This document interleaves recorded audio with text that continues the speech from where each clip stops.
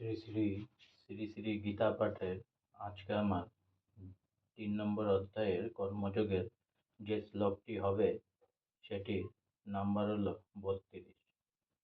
যে তে তদব্য সূর্যয়ন্ত নানুতিষ্ঠন্তি মে মতম সর্বজ্ঞান বিমূঢ়াংস্তান বিদ্ধি নষ্টান চেতস।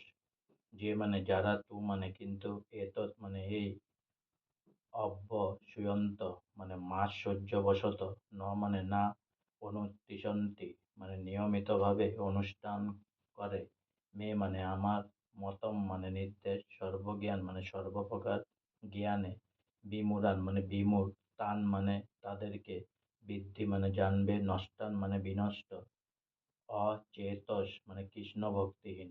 অনুবাদ: কিন্তু যারা অসূয়া পূর্বক আমার এই উপদেশ পালন করে না, তাদেরকে সমস্ত জ্ঞান থেকে বঞ্চিত, বিমূঢ় এবং পরমাত্ম লাভের সকল প্রচেষ্টার থেকে ভ্রষ্ট বলে জানবে।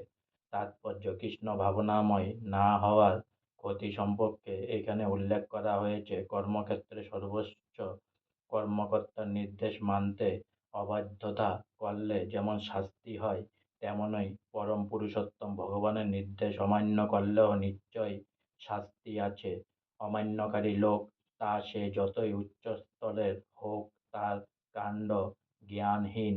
বুদ্ধি বিবেচনার জন্য তার নিজের স্বরূপ সম্পর্কে, এমনকি পরম ব্রহ্ম, পরমাত্মা ও পরম পুরুষোত্তম ভগবানের স্বরূপ সম্পর্কেও সে অজ্ঞ। সুতরাং তার জীবনের পূর্ণতা লাভের কোনো আশাই নেই। আজকে আমার গীতা পাঠে 3 নম্বর অধ্যায়ের কর্মযোগের 32 নম্বর শ্লোক এখানেই সমাপ্ত হলো। তাই অনেক অনেক সাবস্ক্রাইব করুন, অনেক অনেক লাইক করুন, সঙ্গে অনেক অনেক ভালো থাকুন, অনেক অনেক সুস্থ থাকুন, অনেক অনেক আনন্দে থাকুন, অনেক অনেক হেল্প করতে থাকুন সবাই সবাইকে।